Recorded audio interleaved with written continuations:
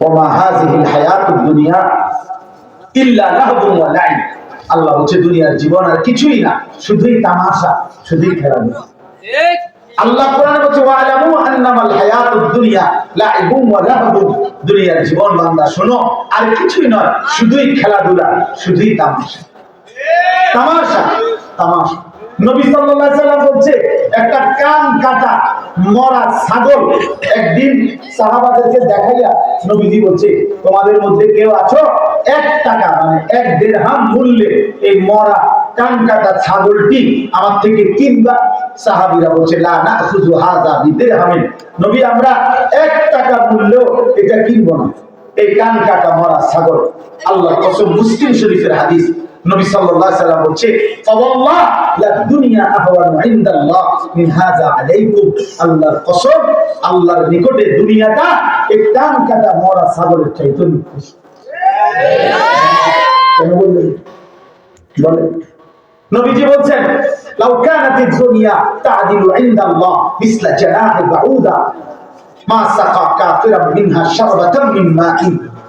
দুনিয়াটা যদি আল্লাহর কাছে একটা মাছির ডানা, একটা মাছির ডানা পাখা, মাছির ডানা কত বড়? হাতির মতো।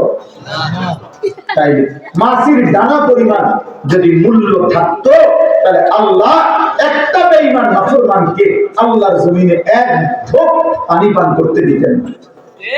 তাহলে নবীজি বলছেন দুনিয়াটা আল্লাহর কাছে একটা মাছির ডানা পরিমাণ মূল্য, একটা কান কাটা মরা ছাগলের মতো মূল্য। নবী সাল্লাল্লাহু আলাইহি ওয়াসাল্লাম বলছেন আদ-দুনিয়া মালউনা ওয়া মালউনুন মা ফিহা। নবীজি বলছে দুনিয়া অভিশপ্ত, দুনিয়ার সবকিছু অভিশপ্ত। কেন বললেন? কোরআনে আল্লাহ বারবার বলছে ওমাল হায়াতুদ দুনিয়া ইল্লা মাতাউল গুরুর। এই কথাটা বারবার কোরআনে আছে। দুনিয়া, আল্লাহ বলছে বান্দা দুনিয়ার জীবন ধোঁকা, ধোঁকা, ধোঁকা, ধোঁকা। হাসিটাও ধোঁকা, কান্নাটাও ধোঁকা। এখানে সব আয়োজন ধোঁকা, কারণ কোনো আয়োজনই থাকবে না। তাহলে একদিকে দুনিয়াটাকে একদম তুচ্ছ করে দিয়েছেন, আর আখিরাত ওয়াল খায়রু والآخرة خير وأبقى وللآخرة خير لك من الأولى وللدار الآخرة خير للذين يتقون والآخرة عند ربك للمتقين। এইভাবে আল্লাহ পাক বারবার বলছে মুত্তাকিদের জন্য আখিরাত, আখিরাত মুত্তাকিদের জন্য উত্তম, আখিরাত আপনি নবীর জন্য উত্তম। এভাবে বারবার আখিরাতকে তুলে ধরছে, কারণ আল্লাহ বুঝাইছে বেঁচে থাকার এই আয়োজন আখিরাতের জন্য। দুনিয়ার নাফরমানরা বুঝাইছে বেঁচে থাকার এই আয়োজন দুনিয়া ভোগ করার জন্য। এই ছোট্ট মৌলিক পার্থক্য যদি কেউ বুঝে তাহলে জীবনের চলাফেরাই বিরল। আমাদের যে সমস্ত মসজিদগুলোতে ইমাম সাহেব 8,000 টাকা বেতন, 10,000 টাকা বেতন, অথচ তার সংসার চলার জন্য আরো কিছু টাকা হলে ভালো হতো। সে জানে, সে তো বুঝে আরো কয়টা টাকা দরকার, তো সে ইচ্ছা করলে এই মসজিদের চাকরি ছেড়ে দিয়ে, খেদমত ছেড়ে দিয়ে কওমি মাদ্রাসার বেতন কত? 10,000, 12,000, 8,000, 12,000, 14,000 ঠিক মতো বেতনও দিতে পারে না। বহু মাদ্রাসাওয়ালারা কষ্ট করে টাইনা হেসরাইয়া বেতনটা দিয়ে রাখে, কিন্তু এই বেচারা, এই নওজোয়ান ইমাম, নওজোয়ান উস্তাদ, সে তো ইচ্ছে করলে জানে অটো চালাইলে, সিএনজি চালাইলে প্রতিদিন 1,000 টাকা পাবে। সেটা বুঝে না, সে কি চিরা খায় নিয়া? হয়তো এটা বুঝে, হয়তো বুঝে দুনিয়ার যে কোনো একটা কামে লাগিয়ে দিলে আমি আরো ভালো পয়সা ইনকাম করতে পারবো, কিন্তু ও বুকে আশা বাঁধা রাখে দুনিয়া কোন রকম চলে যাক, আখিরাত পুরাটা মিলে যাক। এইখানে তো পার্থক্য। আমরা বুঝি না কি? আমরা কি মনে হয় আমরা হুজুররা কিছু বুঝি না? কথা বলেন না কেন? আমরা হুজুররা দুনিয়া বুঝি না কেন? আমরা বুঝতাম না কেন? আমরা কি চিড়া খাইয়া বড় হয়েছি? আমরা ভাত খাইয়া বড় হয়েছে, আর আমরা চিড়া খাইছি নাকি? আমি বুঝি ছোটবেলা থেকে 3 বেলা চিড়া খাইছি, আমরা খেয়েছি না। তো আপনি বাংলাদেশে থেকে বড় হইলে আমি কি সামনে দেশে থেকে বড় হয়েছি? বুঝলাম না কি? আপনি কি বুঝতে লাগছেন বেশি, আমি বুঝি না আমি কম। কি সেটা কি? আপনি যেটার টাইস বলেন, আমরা এটার মাটি বলি, সেটা বুঝি না। আপনারা যেটা কোন ফাঙ্গাস, আমরা যেটা দিয়া তো বুঝি না। কি বুঝি না? সমস্যা দুনিয়া না বুঝার কি আছে? দুনিয়া না বুঝার কি আছে রে বাবা? বলেন। অতএব দোস্ত, এখানেই মৌলিক পার্থক্য, এখানেই পার্থক্য। একদল আখিরাতের আয়োজন নিয়ে ব্যস্ত, একদল দুনিয়ার আয়োজন নিয়ে ব্যস্ত। এই কথাই বলবো আখিরাতেই ফয়সালা হবে। আপনি বুঝলেও মরবেন, না বুঝলেও মরবেন, হাসলেও মরে যাবেন, কাঁদলেও মরে যাবেন, সুখে থাকলেও মরে যাবেন, দুঃখে থাকলেও মরে যাবেন। রাজপ্রাসাদের মানুষটারও মৃত্যু হবে, জীর্ণ কুঠিরের লোকটারও মৃত্যু হবে। জীবনে যে দুঃখ দেখে নাই তারও মরণ হবে রে আব্বা, জীবনে যে সুখ দেখে নাই তারও মরণ হবে, বলে না হবে। অতএব এই অনিবার্য বাস্তবতাকে অস্বীকার করার কোন সুযোগ আছে? তাফসীরের মধ্যে আছে 900 বছর যদি কেউ দুনিয়া ভোগ করে আল্লাহর নাফরমানির সাথে, মানে নাফরমানি করে গেছে, কিন্তু 900 বছরের জীবনে কোনদিন এক যারা দুঃখ পায় নাই, কষ্ট পায় নাই, কিন্তু আল্লাহকে একটা সেজদা দেয় নাই, নাফরমানি করেছে। খোদার কসম তাফসীরে আছে মালাকুল মউত যখন জান কবজ করতে আসবে, মৃত্যু যন্ত্রণার সাকরাতুল মউত, জান কবজ না, জান কবজের আগে একটা মৃত্যুর যন্ত্রণা শুরু হয়। এই মৃত্যু যন্ত্রণার প্রথম সেকেন্ডে নাফরমান তার 900 বছরের আনন্দ সুখের দুনিয়া এক নিমিষেই ভুলে যায়।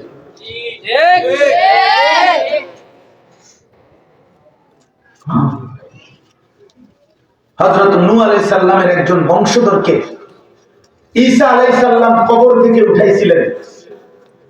ঈসা নবী আল্লাহর কুদরতে মানুষকে আল্লাহর হুকুমে কবর থেকে উঠাইতে পারতেন, যত প্রাচীন হোক। তো ঈসা আলাইহিস সালাম ওই নূহ নবীর বংশধরকে কবর থেকে উঠাইয়া জিজ্ঞেস করছে, আপনি দুনিয়াতে হায়াত পাইছেন কতদিন? বলছে 450 বছর। বলছে আপনার চুল দাড়ি সাদা হয়েছে কোন দিন? বলছে দেখেন হে নবী ঈসা, 450 বছর আমার চুল দাড়ি মৃত্যু পর্যন্ত কোনদিন কালো ছিল, সাদা ছিল হয় নাই, মানে মৃত্যু পর্যন্ত 450 বছর আমার চুল দাড়ি কালোই ছিল, কোনদিন সাদা হয় নাই, এক বিন্দুও না। কিন্তু হে নবী ঈসা, খোদার কসম নবী ঈসা, আজরাইল যখন আমার জান ধরে টান দেয়, রূহ ধরে টান দিছে, ওই জান কবজের এই কয়েক সেকেন্ডে আমার 450 বছরের চুল দাড়ি সাদা হয়ে গেছে। আজরাইলের জান কবজের ওইটুকু কষ্ট। হ্যাঁ তুমি কেন বুঝলা না আখিরাত এত বড় কঠিন হবে? আখিরাত বড় কঠিন। আল্লাহ তাআলা বলছেন, বান্দা কেন এই ভুল করছো? আমি কি দুনিয়া দেই নাই তোমাকে? আমি তো দিচ্ছি, তাহলে কেমন করছো? চতুর্দিকের সব আয়োজন তো আমার দেওয়া, আমাদের চিন্তা দিবে না, বলো না ভাই? যে আমরা যা দুনিয়া ভোগ করছি, জওয়ান বুড়ো নারী পুরুষ, এ আল্লাহর দেওয়া না? বলেন না কেন? ছেলেরা বলো, তোমরা বলো বাবা, আল্লাহর দেওয়া। ওই মালিকের সিজদা করো না কেন? আমার এতগুলো শক্ত কথা বলার মাকসাদ তো এটা, তোমার বিবেক জাগানো। কে তোমার আল্লাহ ভুলাই দিল? মুসলমানের ঘরে বড় হচ্ছ 365 দিনে, খোদার এক বছরে একদিনও ফজরের নামাজ পড়তে না। তুমি মানুষের বাচ্চা, তুমি মুসলমানের বাচ্চা, তুমি মালিক এমন ভুলা ভুলে গেলা। ছি ছি ছি ছি ছি। সারাদিনে এক ওয়াক্ত নামাজও পড়তে না। একজন মুসলমান বুঝি দিনের পর দিন 5 ওয়াক্ত নামাজ ছেড়ে দিবে? এটা একটা কপাল হলো? থু, এই কপাল বেনামাজি তোর কপালে, থু থু, তোমার আল্লাহ তোর কপালে। যা খা বেটা, ভাত খাবে, খাবি আর বাথরুমে যাবি বেটা, আর কি বেটা? পেশাব পায়খানা করবি, আর কি বেটা? যা, আর কি বেটা? বেশি পৃথিবীর জীবনও মনে রাখবে, আখিরাত তো পাত্তাই পাইতা না আল্লাহকে সিজদা না করলে। না ফরমান দুনিয়াও মনে রাখবে না, দুনিয়াও মনে রাখবে। মনে রাখছেন, আমি প্রত্যেক দিন বলি, ফেরাউন দুনিয়া ভোগ করছে, দুনিয়া ভোগ করছে নি? ফেরাউন ভিক্ষুক ছিল তো? ফেরাউন বাদশা ছিল, দুনিয়া কোনো অংশে কম ভোগ করে নাই। কিন্তু আজকের পৃথিবী কোন কুত্তার নামও ফেরাউন রাখে না, কুত্তার নামও নাই পৃথিবীতে, কোন কুত্তার নাম নাই। পৃথিবীর মানুষ নমরুদ এটা কোন কুত্তার নাম রাখে, আবু জেহেল এটা কোন কুত্তার নাম রাখে, আবু লাহাব এটা কোন কুত্তার নাম রাখে। কিন্তু 1450 বছর আগে এক যুবক কালো নিগ্রু হাবশি গোলাম কৃতদাস ছিল, আল্লাহকে রাজি করে গেছে, নবীর ভালোবাসার সবক নিয়ে গেছে, কবরে চলে গেছে। 1450 বছর পরেও লক্ষ কোটি ইমানদারের সন্তানের নাম বেলাল। বেলাল আল্লাহকে রাজি করেছে। আল্লাহ বেলালকে কোন নির্দিষ্ট সীমানায় আটকায় নাই। বেলাল শুধু আরবের না, বেলাল শুধু মক্কার না, বেলাল শুধু সৌদি আরবে না, বেলাল শুধু মদিনা না, বেলাল পৃথিবীর এ প্রান্তেও, বেলাল পৃথিবীর ওই প্রান্তেও, বেলাল প্রাচ্যেও, বেলাল পাশ্চাত্যেও, পৃথিবীর সর্বত্র যেখানে ইমানদারের অস্তিত্ব আছে সেখানেই বেলালের নাম আছে। আছে না? তাই আল্লাহকে রাজি, আল্লাহকে রাজি, আল্লাহকে রাজি মনে রাখো। নয়তো তুমি আল্লাহ যদি তুমি করে 30 বছর হায়াত দেয়, এই তোমরা এখন যাদের বয়স 14, 16, 18, 20 বছর, তো তোমরাও মনে রেখো 30 বছর পরে হইলেও মনে করো আল্লাহ যদি তৌফিক দেয়, আল্লাহ তোমাদের আরো হায়াত দিক। আমরা দোয়া করি সেদিনও শুনবা শহীদ শরীফ ওসমান হাদিকে মানুষ চিনে কিনা, আর নাফরমান কেউ চিনে।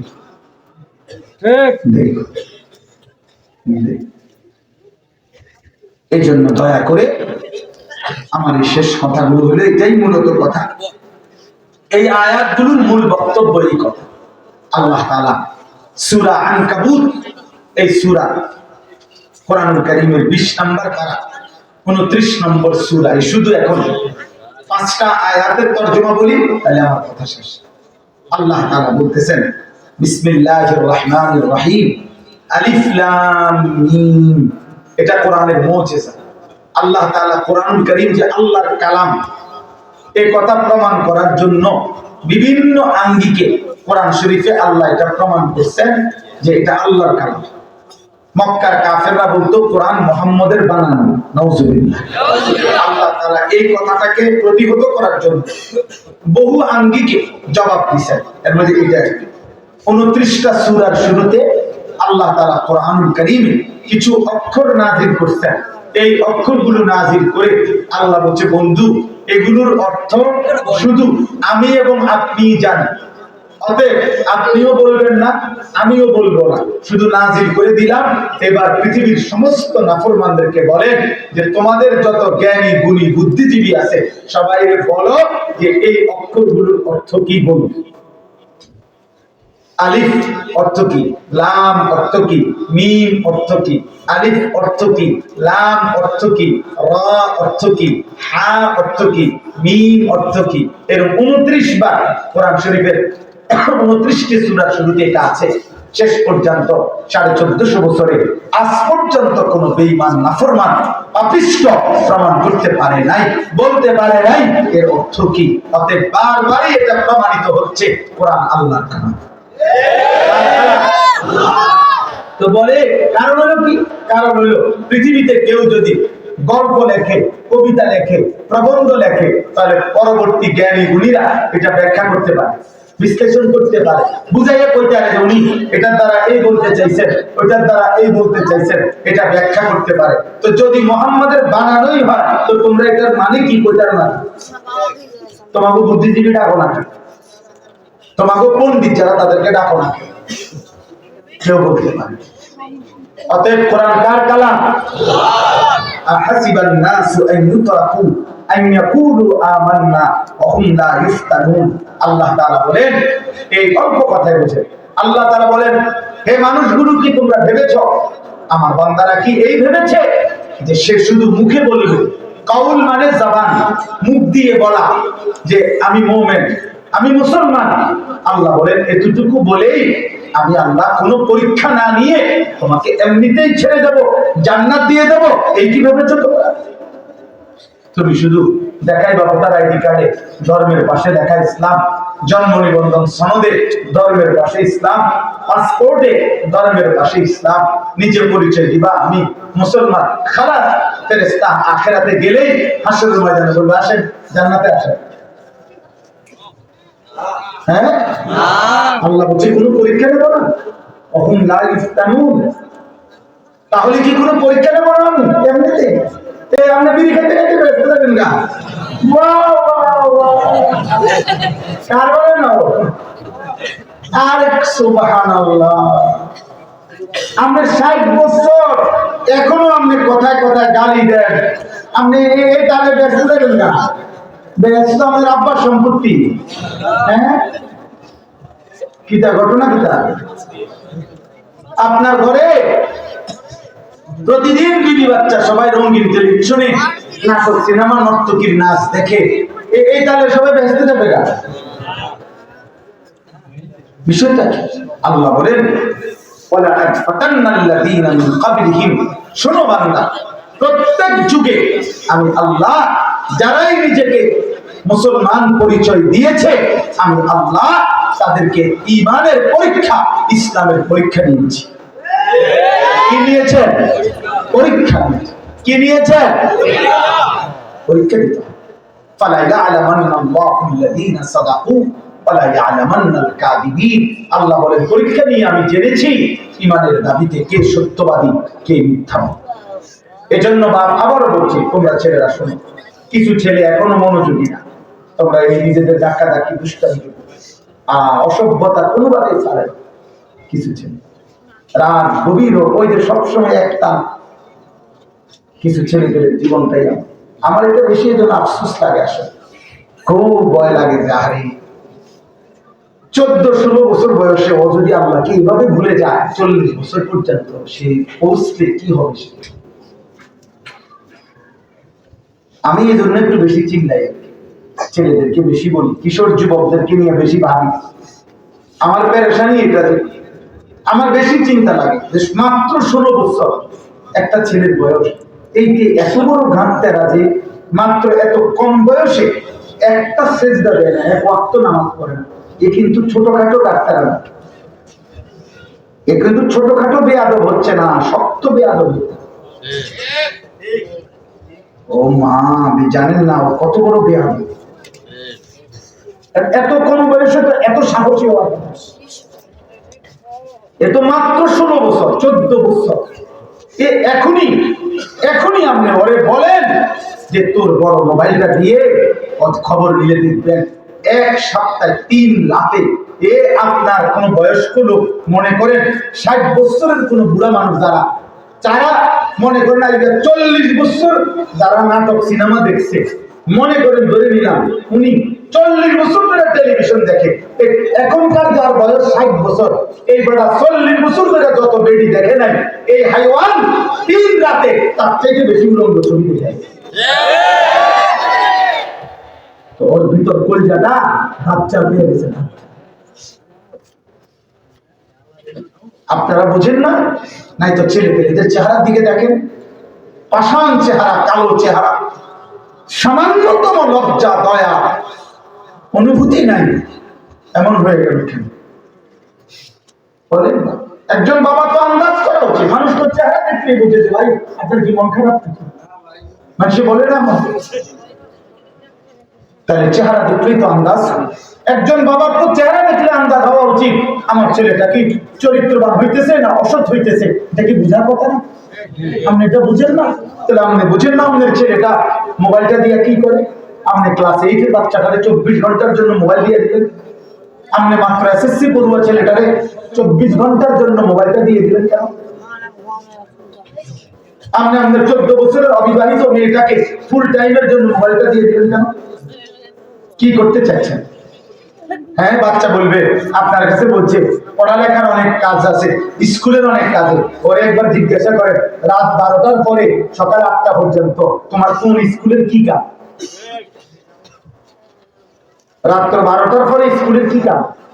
ওই সময় ওই তাহলে এখন রাত 12টার পরে মোবাইলটা জমা দিয়ে দাও। কথা বলেন না কেন? রাত 12টার পরে সকাল 8টা পর্যন্ত আপনি বাবার কাছে মোবাইল জমা নেন, আপনি মার কাছে মোবাইল জমা নেন, শুনে না। হ্যাঁ, বলবে কি শুনে না? তো আপনার ছেলে যদি আপনার কথাই শুনে না, এই লজ্জার কথা মানুষের দ্বারা কন কেমন? আপনি গ্রামে আড়েন দিতেন, আপনি তো আকামলা মানুষের না, কথা বলেন না কেন? আর 2 নম্বর প্রশ্ন, আরো জঘন্য কথা বললে যে আপনি তারে সংশোধন করার চেষ্টা শুরু করছেন কখন থেকে? 16 বছর বয়সে? না না, আল্লাহ নবী তো বলছে তাকে 7 বছর বয়সে নামাজ পড়াইতেন, 10 বছর বয়সে প্রহার করে হলেও নামাজে বাধ্য করতেন। সেটা করলেন না কেন? সেটা শুনেন না? কথা বলেন না কেন? 7 বছরের বাচ্চাকে আল্লাহর কোরআন থেকে বঞ্চিত করলেন কেন? 6 বছরের বাচ্চাকে মসজিদে নিলেন না কেন? কেন নিলেন? আল্লাহ আমাদেরকে বুঝ দান করে, আল্লাহ আমাদেরকে বিবেক দান করে। আমি এটাই বলতে চাচ্ছি, আমরা চলে যাব, এখানে যারা বয়স্ক চাচা আছেন আপনারা চলে যাবেন অল্প সময়ের ভিতরে, 10 থেকে 15 বছর 20 বছরের ভিতরে আপনারা বয়স্ক বাবারা চলে যাবেন। কিন্তু এই প্রজন্মকে কার হাতে রেখে যাচ্ছেন বলেন? কিসের হাতে নিয়ে যাচ্ছেন এদেরকে? এই নারী ছবি, এই মোবাইল, এই অশ্লীল দৃশ্য, এই মদের আড্ডা, জুয়ার আড্ডা, এই নারীর আড্ডা, অসৎ বন্ধুদের আড্ডায় রেখে আপনি যে কবরে যাচ্ছেন, কর্মবিশ্বত কি হবে? আপনি চুল চেহারা দেখে বুঝেন না? আল্লাহ আমাদেরকে মাফ করে দেন। আপনাদের কষ্টের আয়োজন দেখে আমি নারে এত লম্বা বয়ান করার কথা ছিল না, মন চাচ্ছিল না, কিন্তু আমার একটা হঠাৎ মনে হয়েছে যে 8 দিন ব্যাপী যে মানুষগুলো আপনারা মাহফিলটা করেন, আপনাদের তো অনেক কষ্ট হয়, এটা তো খামখেয়ালি করে। এই 8 দিনের জন্য আপনারা কত অস্থিরতা, এক একজন বক্তা, ওয়াইজ, আলেম, মেহমানদারি, হাদিয়া, এই সমস্ত আয়োজন, তাহলে এত কিছুর বিনিময়ে কলিজা যদি না নড়ে, বিবেক যদি না নড়ে, অনুভূতি যদি না জাগে, আব্বা আখিরাতের ফিকির যদি না আসে, তো এই শুধু প্রদর্শনী দিয়ে কি হবে? বক্তার পর বক্তা বদলাইলেন তো কি হবে? বক্তা মনে করেন একবারে সাঁদের দেশের থেকে আইলো, সামনে আরেকজন আসছে মঙ্গল গ্রহের থেকে, বক্তা একবারে মনে করেন এত বড় বক্তা যে কমকে 300-400 কেজি ওজন বক্তা, পিকআপে করে এত বড় হুজুর আনছেন, পিকআপ করে এমনি গাড়ি চালে না। এরপরে কি? এরপরে কি? যদি কারো কলিজা না নড়ে, আখিরাতের ফিকির যদি না আসে, তো বক্তার পর বক্তা বদলে কি হবে? অতএব আল্লাহ বলেন, বান্দা পরীক্ষা দিয়ে ইমানের প্রমাণ করতে হবে। আর পরীক্ষা কি? এই মৃত্যু পর্যন্ত আমাদের কাছে আল্লাহর যত হুকুম, এটাই পরীক্ষা। প্রতিবার নামাজের ওয়াক্ত হলেই পরীক্ষা, সেজদা দিচ্ছেন না ছেড়ে দিচ্ছেন। প্রতি বছর শেষে পরীক্ষা, যাকাত আদায় করছেন না করছেন। রমজানের চাঁদ উঠলেই পরীক্ষা, রোজা রাখতেছেন নাকি রাখতেছেন না। সম্পদ জমা হলেই পরীক্ষা, হজ করতেছেন নাকি করতেছেন না। উপার্জনের সময় হইলেই পরীক্ষা, হালাল উপার্জন করছেন নাকি হারাম উপার্জন করছেন। খাবারের সময় পরীক্ষা, হালাল খাচ্ছেন নাকি হারাম খাচ্ছেন। খালাস। নারীর সামনে আসলেই যুবক পরীক্ষা, তুমি কি নারীর দিকে তাকাইয়া আসো নাকি চোখ নামাইছো, এটাই তো। প্রত্যেকটা গুনাহ ছেড়ে দেওয়া, এটাই পরীক্ষা। প্রত্যেকটা আনুগত্য, আল্লাহর হুকুম পালন করা, এটাই পরীক্ষা। আল্লাহ বলেন এই পরীক্ষা দিতে হবে মৃত্যু পর্যন্ত। এজন্য দুনিয়াকে বলে দারুল ইমতিহান, পরীক্ষার ঘর। আখিরাতকে বলে দারুল জাযা, ফলাফলের ঘর। পরীক্ষা এখানে, ফলাফল সেখানে। দারুল আমাল, দুনিয়াকে বলে আমলের ঘর, আখিরাতকে বলে দারুল হিসাব, হিসাবের ঘর। মেহনত এখানে, হিসাব ওইখানে। আখিরাতে আখিরাত। আমাদের কিছুদিন আগে একজন বিশ্ববিখ্যাত বুজুর্গ ইন্তেকাল করছেন, হযরত মাওলানা পীর জুলফিকার আহমদ নকশবন্দি রাহমাতুল্লাহ আলাইহি। অনেক বড় আল্লাহওয়ালা ছিলেন হযরত। একটা সুন্দর কথা বলতেন, এই 3টা বাক্য যদি কেউ মনে করে, আমি মনে করি চমৎকার, তার জীবন যথেষ্ট। এক, হযরত বলেন একজন মুমিনের জীবন 3 ভাগ। হযরত বলতেন মুমিনের দুনিয়া 100 ভাগ, মৃত্যু পর্যন্ত শুধুই মেহনত। মুমিনের কবর কিছুক্ষণের বিশ্রাম, মুমিনের জান্নাত চিরস্থায়ী আরাম। মেহনত করবে দুনিয়ায়, ক্ষণিকের বিশ্রাম করবে কবরে, চিরস্থায়ী আরাম করবে সুবহান। অতএব এখানে মেহনত করতে হবে। এখানে কষ্ট হবে আব্বা, এই কষ্টটুকু আল্লাহ তাআলা জান্নাতে শত কোটি নিয়ামত দিয়ে পোষায় দিন। অতএব এই শেষ কথাগুলো আল্লাহ বলেন, আম হাসিবাল্লাযীনা ইয়ামালুনা সাইয়্যাত আন ইয়াসবিকুনা সাআ মা ইয়াহকুমুন। আল্লাহ বলেন, এই শোনো ভাই, বাবা, মা, বোন, আপনারা শুনেন, আল্লাহ বলে তোমরা যারা যারা গুনাহ করছো, পাপ করছো, তোমরা কি এই ভেবেছো যে আমি আল্লাহকে ডিঙিয়ে যাব? আল্লাহ জানতে, তুমি কি মনে করছো?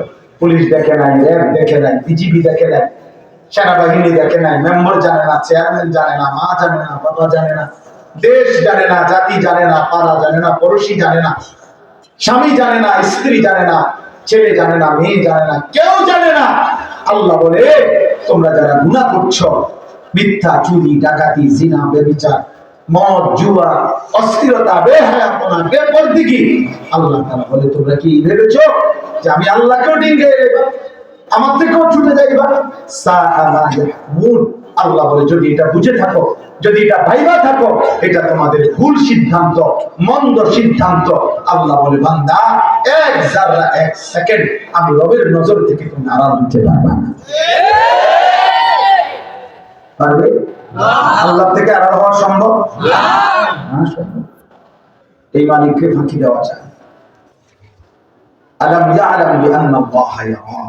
আল্লাহ বলে জানে না বান্দা, আমি যে সারাক্ষণ দেখি। আলা ইয়ালামু মান খালাক ওয়া হুয়াল লাতীফুল খাবীর। আল্লাহ বলেন যিনি সৃষ্টি করেছেন তিনি জানবেন না তার সৃষ্টি কখন কোথায় থাকে? বলো কি, বলো কি বান্দা, আমাকে কি ভাবছো কি?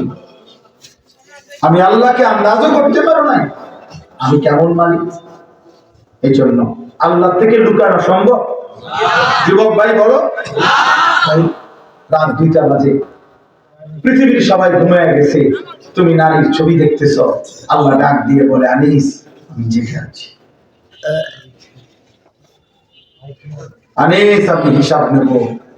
আল্লাহ যেন বলে আনিস আমি কিন্তু বিচার করব, আমি বিচার করব, আমি ছাড়বো না, আমি ছাড়বো। সর্বশেষ পঞ্চম আয়াত, মান কানা ইয়ারজু লিকা আল্লাহ ফাইন্না আজালাল্লাহি লাআতিন। সুবহানাল্লাহ।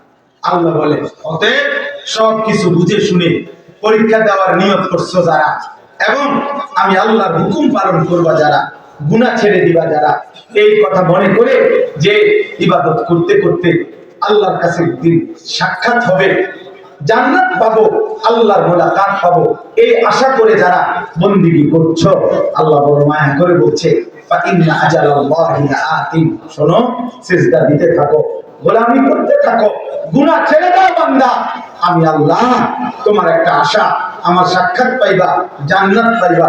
অচিরেই আমি একজন ফেরেশতা পাঠাবো, মালাকুল মউত আজরাইল, সে তোমাকে আমার কাছে নিয়ে আসবে, আমার জান্নাত আমি তোমার আমার হাতে তুলে দেব। মান কানা ইয়ারজু লিকা আল্লাহ ফাইন্না আজালাল্লাহি লাআতিন।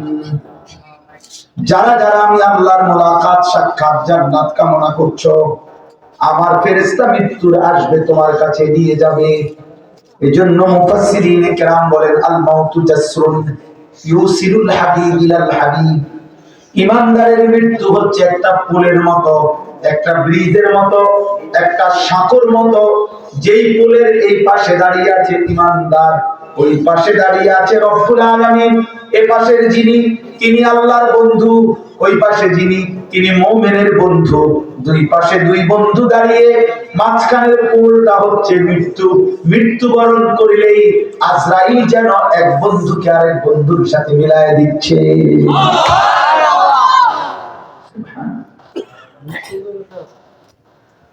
এই জন্য আল্লাহ তাআলা উভয়টাই বলছে।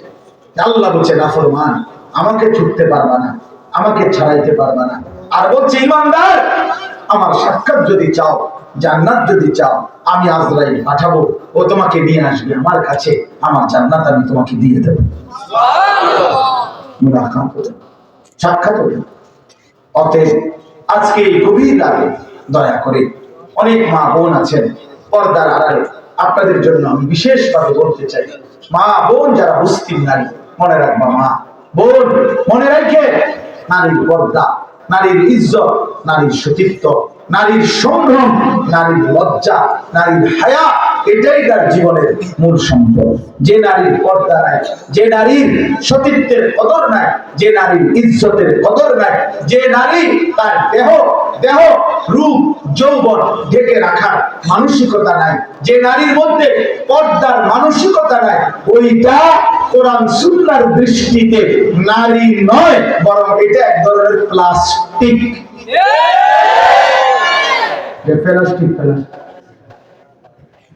হ্যাঁ, এটা প্লাস্টিক। নারী বলে তাকে রাসূলুল্লাহ সাল্লাল্লাহু আলাইহি ওয়াসাল্লাম আওরাতুন, যে নিজেকে আড়ালে রাখে, লুকিয়ে রাখে, গোপনে রাখে, লুকিয়ে রাখে। হরিণ সেইটা যেটা জঙ্গলের ভিতরে থাকে, নারী সেইটা যেটা নিজেকে আড়ালে রাখে, আড়ালে রাখে। এই জন্য নারীর সমস্ত ইজ্জত, নিরাপত্তা তার পর্দায়। যুবক, তোমাদের সমস্ত সম্মান তোমাদের যৌন চাহিদা নিয়ন্ত্রণ। উপার্জনকারী সবাই মনে রাখবেন, আপনাদের সমস্ত সফলতা হালাল উপার্জন। যারা রোজগার করেন তাদের মূল ফিকির উপার্জন যেন হয় হালাল। যারা যুবক ভাই, তোমাদের মূল ফিকির তোমার লজ্জাস্থানের গুনাহ যেন না হয়। যারা নারী, আপনাদের মূল ফিকির আপনাদের পর্দা যেন হেফাজত হয়। যারা ওলামা, আমাদের মূল ফিকির উম্মতের জন্য যেন আমাদের কলিজায় দরদ হয়।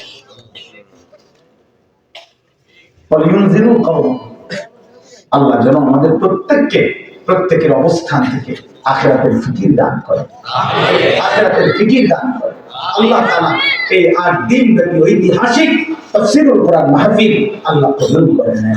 30 বছরের নিচে যে সমস্ত ছেলে, তোমাদের বয়স, তোমরা হাত উঠাও তো, 30-এর নিচে যাদের বয়স,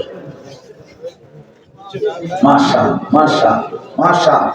আপনার আমার তোমাদের কাছে শেষ ওসিয়ত, এক, চোখের হেফাজত করো।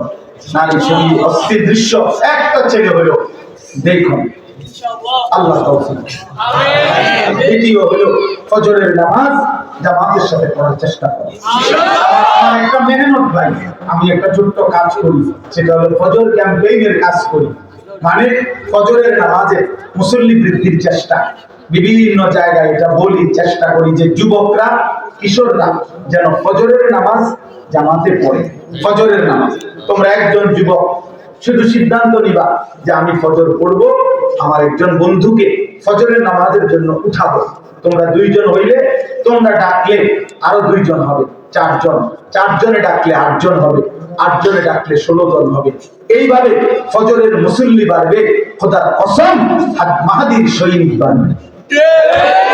হাদিসের বক্তব্য, ফজরের মুসল্লি যারা মাহাদির সৈনিক, ফজরের মুসল্লি যারা দাজ্জালের বিরুদ্ধে লড়বে, ফজরের মুসল্লি যারা বিশ্বময় কালেমার পতাকা উড়াবে, ফজরের মুসল্লি যারা এই পৃথিবীর বেঈমান ইহুদিদের সাথে শেষ চূড়ান্ত লড়াই, ইমাম মাহদী এবং ঈসা নবীর সঙ্গী হয়ে ফজরের মুসল্লিরাই ঈমানের শেষ লড়াই করবে।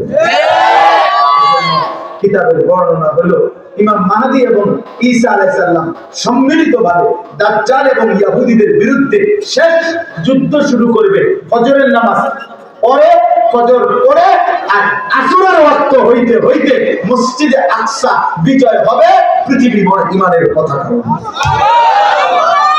এটা রাসূলুল্লাহ সাল্লাল্লাহু আলাইহি ওয়াসাল্লাম বলছেন। নবী সাল্লাল্লাহু আলাইহি ওয়াসাল্লামের কথা 1450 বছরে কোনটাই ভুল হয় নাই, আগামী ভুল হবে না ইনশাআল্লাহ। অতএব ফজরের মুসল্লি সবার জন্য কথা হলো, আপনারা প্রত্যেকে রাসূলুল্লাহ সাল্লাল্লাহু আলাইহি ওয়াসাল্লামের একটা সুন্নাত অনুসরণ করবেন। একটা সুন্নাত নিজের ঘরে, পরিবারে, নিজের সন্তানদের মধ্যে। সুন্নাতেই জীবন, সুন্নাতেই আখিরাত, সুন্নাতেই ভালোবাসা, সুন্নাতেই অনুসরণ, সুন্নাতেই আল্লাহর ভালোবাসা, সুন্নাতেই জান্নাত। সুবহানাল্লাহ। আমি প্রতিদিন এই কিতাব বিক্রি করি, আমার সাদা গাড়িতে পাবেন নবী সাল্লাল্লাহু আলাইহি সাল্লামের সুন্নাতের উপরে বাংলা ভাষায় সবচেয়ে পূর্ণাঙ্গ একটি প্রামাণ্য দলিল সমৃদ্ধ বিস্তারিত একটা কিতাব তালিমুস সুন্নাহ।